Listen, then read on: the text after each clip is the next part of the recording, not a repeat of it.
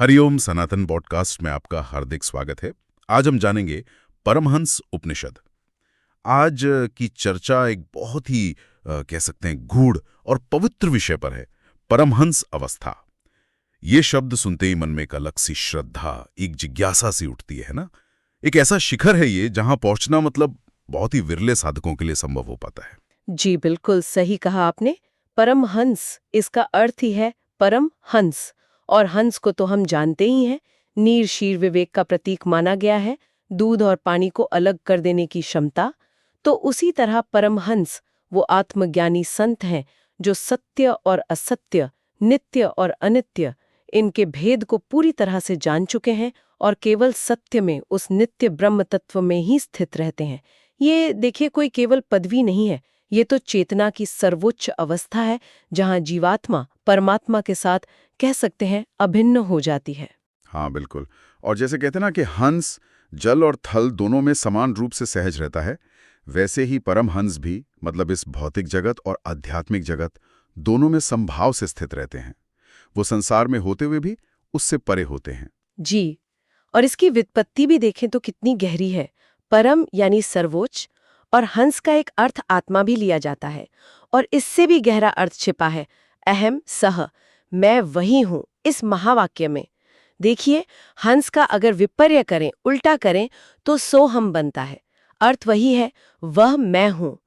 ये जीव और ब्रह्म की एकता, अद्वैत सिद्धांत का सार है। जी, हमारी हर श्वास प्रश्वास में भी तो यही ध्वनि है। हम जब श्वास अंदर आती है और सह जब बाहर जाती है। साधक अनजाने में ही हर श्वास में यह अजपा जप सोहम करता रहता है।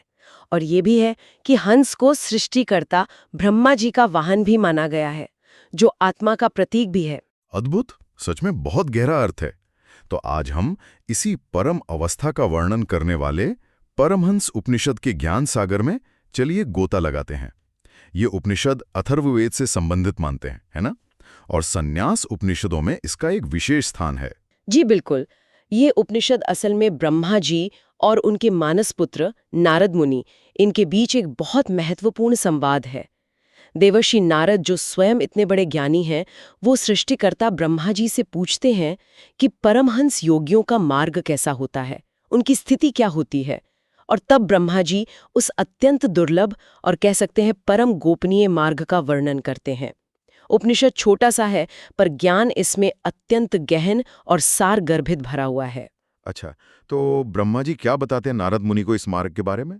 क्या ये सबके लिए सुलभ है या कठिन है? देखिए, ब्रह्मा जी सबसे पहले यही बात स्पष्ट करते हैं कि मार्ग अत्यंत कठिन है। जब नारद जी पूछते हैं परमहंसानाम योगिनाम कोयम मार्गः तेषाम का स्थिति ही, तो ब्रह्मा जी कहते हैं कि ये मार्ग लोक में विरलों को ही प्राप्त होता है, सब इस पर नहीं चल सकते। एक एव तिष्ठति स एव नित्य पूतो, यानी ऐसा परमहंस सदा मुझ में, मतलब ब्रह्म में स्थित रहता है, और मैं भी उसी में निवास करता हूँ। ये एक पूर्ण अविभाज्य एकता है। वाह, ये तो अद्भुत बात है। साधक ब्रह्म में और ब्रह्म साधक में, यहाँ तो द्वैत का कोई स्थान ही नहीं।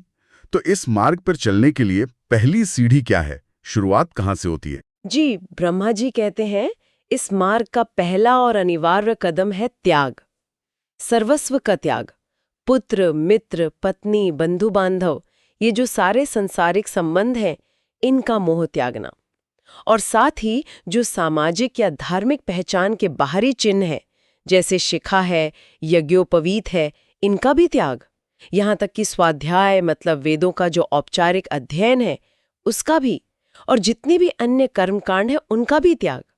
और अंत में इस संपूर्ण ब्रह्मांड के प्रति जो एक आसक्ति है ना, उसका भी त्याग करना होता है। इतना व्यापक त्याग, ये तो सुनने में ही बहुत कठिन लग रहा है। शिखा, यज्ञोपवीत, स्वाध्याय, ये सब तो हम धार्मिक जीवन का अंग मानते आए हैं, इनका भी त्याग। तो फिर साधक धारण क्या करता है अगर सब कुछ त्यागना है? हाँ, यही तो स्माय की विशेषता है। ब्रह्मा जी कहते हैं प्रारंभिक अवस्था में वो कौपीन यानी लंगोट, एक दंड, लकड़ी का डंडा जो संयम का प्रतीक है और शरीर ढकने भर के लिए एक वस्त्र ये धारण कर सकता है, वो भी सिर्फ लोक व्यवहार और शरीर रक्षा के लिए, ताकि समाज में कोई बेवजह व्यवधान न हो। पर ब्रह्मा जी ये भी साफ कहते हैं कि ये जो बाहरी वेश है ये अंतिम अवस्था नहीं है। ये बस शुरुआती साधन है, समझिए। अच्छा, तो अगर कौपीन, दंड, वस्त्र ये सब भी अंतिम नहीं है, तो फिर परमहंस की वास्तविक जो अंतिम अवस्था है वो क्या है? यहाँ तो बात और भी गहरी होती जा रही है। बिल्कुल, जो अंतिम सर्वोच्च अवस्था है उस तक पहुंचे हुए परमहंस के पास न तो कोई दंड होता है, न शिखा, न यज्ञोपवीत और न ही कोई खास तरह का वस्त्र। उपनिषद कहता है न दंडम न शिखाम न यज्ञोपवीतम न चाच्छादनम चरति परमहंसः। वो शीतोष्ण मतलब सर्दी गर्मी, सुख दुख, मान अपमान, इन सभी द्वंद्वों से पूरी तरह ऊपर उठ चुका होता है। संसार रूपी सागर की जो 6 ऊर्मियां या लहरें कही गई हैं, जन्म और मृत्यु, भूख और प्यास, शोक और मोह, इनके प्रभाव से वो सर्वथा मुक्त होता है। इसका मतलब तो ये हुआ कि बाहरी चिन्हों का, वेशभूषा का फिर कोई मूल्य ही नहीं रह जाता। सारा जोर तो अंदर की स्थिति पर है। निश्चित रूप से, बिल्कुल। उसका पूरा ध्यान केवल आंतरिक शुद्धि पर और आत्मस्थिति पर रहता है। वो निंदा, अभिमान, दंभ यानी दिखावा, दर्प यानी घमंड, ईर्ष्या, असूया मतलब दूसरों में दोष देखना, अहंकार, ममकार यानी मेरापन, राग द्वेष, हर्ष अमर्ष यानी खुशी और नाराजगी, काम, क्रोध, लोभ, मोह, मद, मत्सर्य, ये जितने भी मानसिक विकार हैं ना और बंधन, इन सब से वो पूरी तरह से मुक्त हो चुका होता है। शरीर के प्रति भी उसकी आसक्ति खत्म हो चुकी होती है। वो उसे एक शव की तरह, एक निर्जीव उपकरण मात्र समझता है। शव शरीर उपहत। अरे ये तो मन के मतलब कल्पना से भी परे की निर्मलता और स्थिरता है, जहां कोई विकार, कोई द्वंद्व बचे ही ना। हाँ बिल्कुल, वो संशय, विपर्य मतलब उल्टा ज्ञान और मिथ्या ज्ञान, इन सबसे परे हो जाता है और नित्य शुद्ध बुद्ध मुक्त स्वभाव वाले परम ब्रह्म का साक्षात्कार करके उसी में स्थित हो जाता है। उसकी चेतना में ये बोध लगातार बना रहता है, अहम सहा, मैं वही ब्रह्म हूँ। वो खुद को शांत, अचल, अविनाशी, अद्वैत ज्ञान आनंद स्वरूप तत्व के रूप में अनुभव करता है।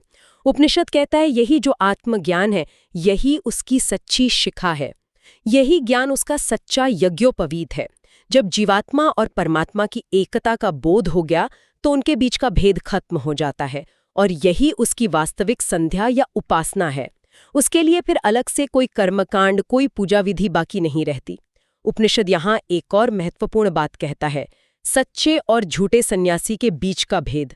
सच्चा एक दंडी सन्यासी मतलब जो ज्ञान रूपी एक दंड धारण करता है, वो है जो सारी कामनाओं का त्याग करके उस एक अद्वितीय सच्चिदानंद ब्रह्म में ही स्थित रहता है और ज्ञान रूपी दंड को धारण करता है। उसका दंड बाहर की लकड़ी का नहीं है, वो तो भीतर के विवेक, वैराग्य और आत्मज्ञान का प्रतीक है। और वो व्यक्ति जो बस बाहर से सन्यासी जैसा दिखता है, हाथ में लकड़ी का डंडा लेकर घूमता है, पर अंदर ज्ञान और वैराग्य नहीं है, उसके बारे में क्या? हाँ, उसके बारे में उपनिषद बहुत कठोर शब्दों में चेतावनी देता है कि जो केवल काष्ठदंड मतलब लकड़ी का डंडा धारण करता है पर इंद्रिय विषयों के स्वाद और सुख में लिप्त रहता है, ज्ञान से रहित है, वो तो बस पेट भरने के लिए सन्यासी बना है। वो महारौरव आदि भयानक नरकों को जाता है। यस्तु काष्ठदंड धरो ज्ञानोपजीवी विषया स्वादलंपटो महारौरवादि नरकान व्रजति। ये एकदम साफ है कि केवल वेश पना लेने से कोई परमहंस नहीं बन जाता, अंदर की स्थिति ही सब कुछ है। इस भेद को जानकर ही साधक सच्चे परमहंस पद की तरफ बढ़ सकता है। अच्छा, तो ऐसे आत्मज्ञानी जीवन मुक्त परमहंस का आचरण कैसा होता है?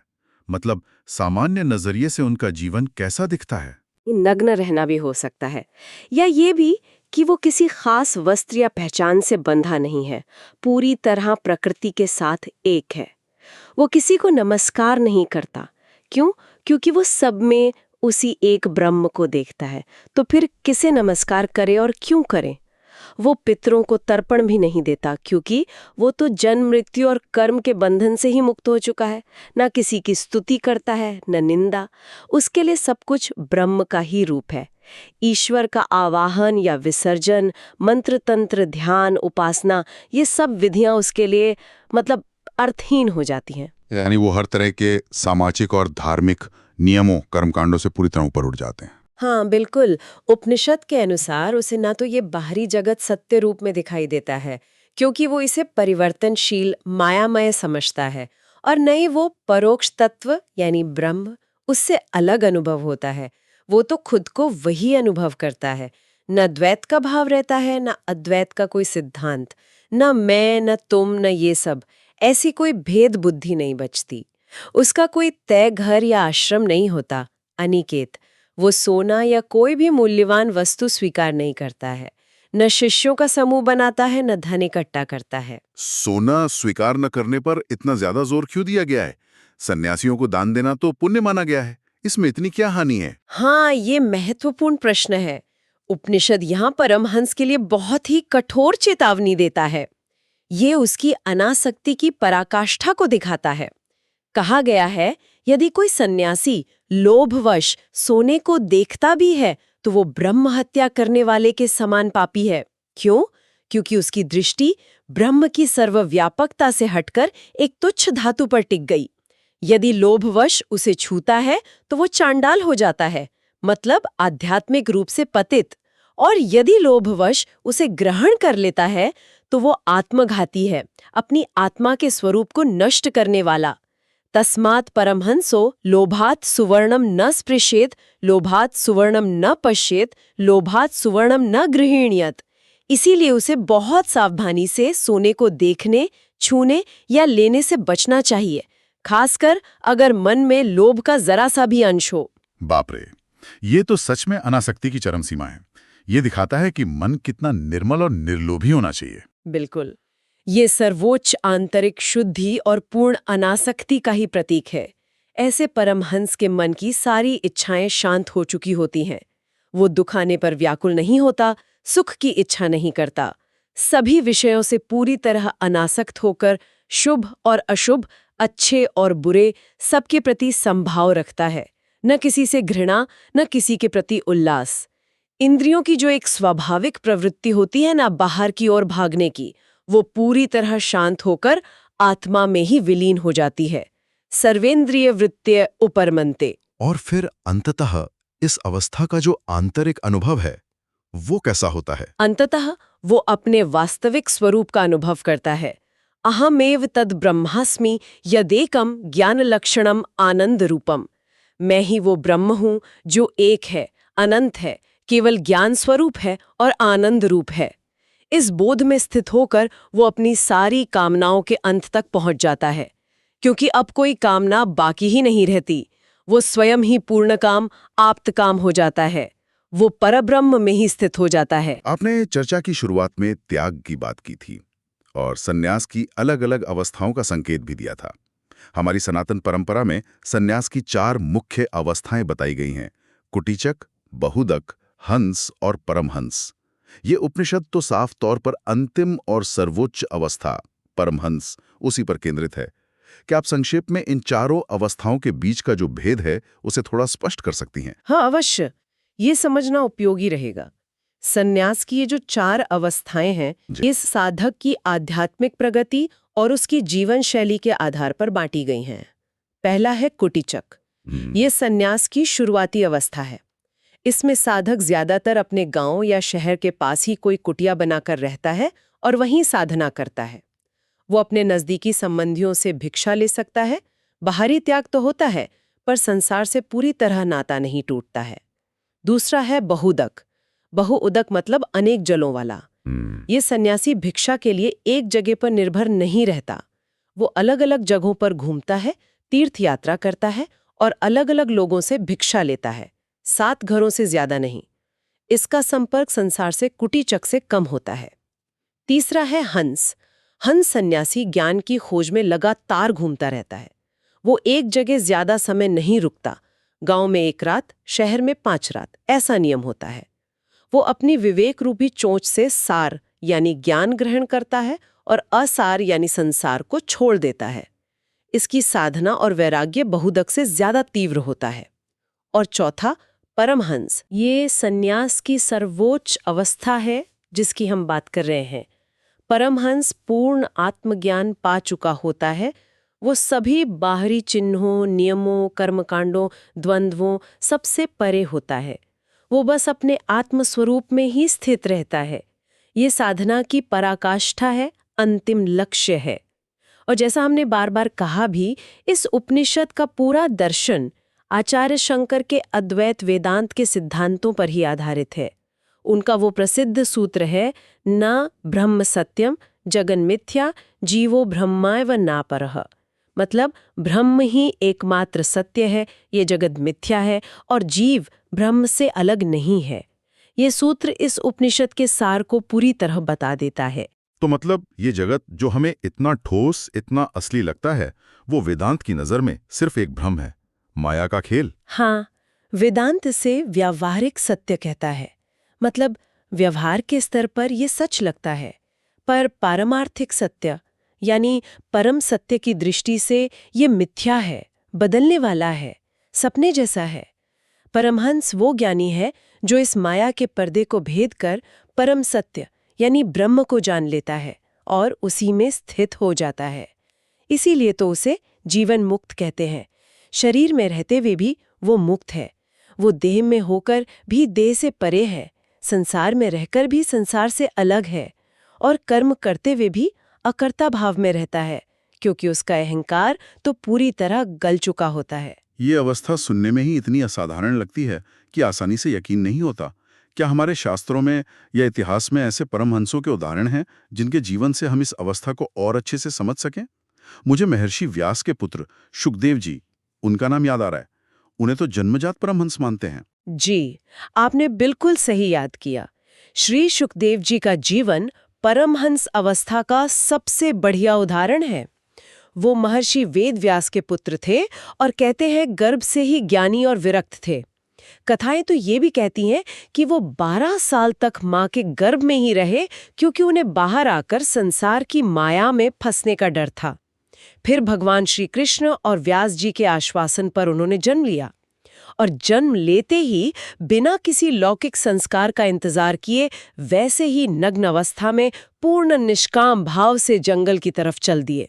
तब पिता व्यास जी ने उन्हें रोकने की कोशिश की थी ना, उन्हें गृहस्थ जीवन और शास्त्र पढ़ने के लिए कहा था। हाँ, पुत्र मोह में व्याकुल होकर वेद व्यास जी उनके पीछे भागे। बेटा रुको, कहाँ जा रहे हो? अभी तुम्हारा यज्ञोपवीत संस्कार होना है, तुम्हें वेद पढ़ने हैं, गृहस्थ धर्म निभाना है। पर शुकदेव जी ने पीछे मुड़कर भी नहीं देखा। चलते चलते ही कहा, पिताजी, जिसका ज्ञान पाने के लिए संस्कार और शास्त्र पढ़े जाते हैं, वो ज्ञान तो मुझे अपने आप ही हो गया है। मैं उस ब्रह्म को जान चुका हूं। अब मेरे लिए कोई कर्म बाकी नहीं रहा। अहम ब्रह्मास्मि। उनके चेहरे पर ऐसा दिव्य तेज और वैराग्य था कि खुद वेद व्यास जी भी कुछ कह न सके, वहीं रुक गए। और फिर वो मिथिला के राजा जनक द्वारा उनकी परीक्षा लेने वाला प्रसंग, वो भी तो बहुत मशहूर है। जी हाँ, जब शुकदेव जी की ख्याति फैली तो देवताओं को भी आश्चर्य हुआ कि क्या ये किशोर सच में इतना वीतराग और स्थित प्रज्ञ है। तो उन्होंने परीक्षा लेने की सोची और इसके लिए ब्रह्मज्ञानी राजा जनक को चुना, जो खुद विदेह कहलाते थे, देह में रहते हुए भी देह से परे। शुकदेव जी को मिथिला बुलाया गया। वो उसी नग्न दिगंबर अवस्था में बच्चों की तरह सहज भाव से राजसभा में पहुंच गए। राजा जनक ने उनका स्वागत तो किया, पर मन में परीक्षा का भाव था। उन्होंने शुकदेव जी को बहुत कीमती रत्नों से जड़े कपड़े पहनाए, सोने के थाल में 56 भोग परोसे, सुगंधित इत्र लगाए, सबसे अच्छी नर्तकियों का नाच गाना करवाया, बहुत विलासिता वाले कमरे में ठहराया। मतलब 3 दिनों तक उन्हें सांसारिक भोग विलास के शिखर पर रखा गया। और इन सब चीजों का श्री शुकदेव जी पर कोई असर नहीं हुआ, जरा सा भी नहीं। जरा सा भी नहीं। वो 3 दिन तक वैसे ही सहज, आत्मस्थित, निर्विकल्प समाधि जैसी अवस्था में रहे, जैसे कोई पत्थर की मूरत हो। न उन्होंने उन पकवानों को देखा, न संगीत पर ध्यान दिया, न सुंदरियों की तरफ नजर डाली। उनकी आंखें आधी खुली हुई, दृष्टि या तो नाक के अगले हिस्से पर या भीतर आत्मा में टिकी हुई थी। चेहरे पर वही परम शांति और निर्लिप्तता। 3 दिन बाद राजा जनक उनके पैरों में गिर पड़े और भरी सभा में घोषणा की, ये बालक साधारण मनुष्य नहीं है, ये साक्षात परमहंस है, ब्रह्म का मूर्त रूप है। ये देह में रहते हुए भी देहातीत है, निर्विकल्प, निर्विकार और पूरी तरह निर्लिप्त है। इनके चरणों से आज मिथिला नगरी धन्य हो गई। अद्भुत! ये कहानी तो परमहंस उपनिषद के गूढ़ सिद्धांतों को बिल्कुल आंखों के सामने ले आती है। निश्चित रूप से ये कथा यही दिखाती है कि परमहंस अवस्था किसी बाहरी वेश या त्याग के दिखावे या कर्मकांड का नाम नहीं है, बल्कि ये एक बहुत ही गहरी अंदर की स्थिति है। ये वो अवस्था है जहां मैं और मेरा का भाव पूरी तरह खत्म हो जाता है, जहां साधक सुख दुख, मान अपमान, निंदा स्तुति, भोग त्याग, इन सारे द्वंद्वों से ऊपर उठकर बस अपने सच्चिदानंद स्वरूप में स्थित रहता है। तो इस पूरी और इतनी गहन चर्चा का साल हम किस तरह समझें? आज के इस आधुनिक युग में जो इतनी भाग दौड़ वाला भौतिकतावादी युग है, इसमें परमहंस उपनिषद का ज्ञान कैसे प्रासंगिक है? जी, सार यही है कि मनुष्य को जो परम लक्ष्य है, सच्ची मुक्ति, सच्ची शांति, सच्चा आनंद, वो किसी बाहरी चीज में, परिस्थिति में, कर्मकांड में या उपलब्धि में नहीं है। वो तो अपने ही वास्तविक स्वरूप को जानने में, आत्मज्ञान में ही है। परमहंस अवस्था मनुष्य की चेतना की सबसे ऊंची संभावना को दिखाती है। ये बताती है कि मनुष्य अपनी सीमित देह मन बुद्धि की पहचान को लांघकर उस अनंत सच्चिदानंद ब्रह्म के साथ एक हो सकता है। आज के युग में जब हम देखते हैं कि बाहरी सफलता और भौतिक समृद्धि तो है, पर फिर भी एक अंदरूनी खालीपन है, एक असंतोष, एक तनाव हर जगह फैला हुआ है, तब ये उपनिषद हमें याद दिलाता है कि शांति और आनंद का जो असली कभी न खत्म होने वाला स्रोत है, वो हमारे अंदर ही है। उसे पाने के लिए हमें अंदर मुड़ना होगा, आत्मान्वेषण करना होगा। ये बात तो सही है कि परमहंस की जो चरम विरक्ति वाली जीवन शैली है, उसका अनुकरण करना शायद हर व्यक्ति के लिए संभव ना हो और शायद जरूरी भी ना हो। पर इस उपनिषद में जो मूल सिद्धांत बताए गए हैं, जैसे विवेक है यानी नित्य और अनित्य का भेद जानना, वैराग्य है मतलब अनासक्ति का अभ्यास करना, समता है जीवन के उतार चढ़ाव में एक जैसा भाव रखना, और आत्मज्ञान के लिए लगातार कोशिश करते रहना, ये चीजें तो निश्चित रूप से हर साधक के लिए, हर उस व्यक्ति के लिए जो जीवन में सार्थकता और गहराई ढूंढ रहा है, बहुत मूल्यवान है, प्रेरणा देने वाली हैं। बिल्कुल सही कहा आपने। और सबसे महत्वपूर्ण संदेश शायद यही है कि मुक्ति कोई मरने के बाद मिलने वाली चीज या अवस्था नहीं है। मुक्ति यहीं और अभी इसी जीवन में शरीर में रहते हुए अनुभव की जा सकती है। ये जीवन मुक्ति की अवस्था है। परमहंस इस जीते जागते सत्य का प्रमाण है। इस चर्चा के अंत में एक प्रश्न शायद श्रोताओं के मनन के लिए छोड़ा जा सकता है कि जब परमहंस सभी सामाजिक नियमों से, अपेक्षाओं से, पहचानों से और द्वंद्वों से परे हो जाता है, तो समाज में उसका स्थान क्या रहता है? क्या उसका जीवन केवल उसके व्यक्तिगत मोक्ष के लिए ही होता है, या फिर उसकी उस मौन, निर्लिप्त उपस्थिति का, उसके उस आत्मिक ऊर्जा का समाज पर भी कोई अप्रत्यक्ष, गहरा और सकारात्मक असर पड़ता है? ये एक विचार करने लायक बिंदु है। तो हमें आशा है कि आपको हमारी आज की चर्चा पसंद आई होगी। सनातन धर्म से संबंधित ऐसी ही और चर्चाओं के लिए हमारे चैनल को अवश्य सब्सक्राइब करें। धन्यवाद। जय श्री राम।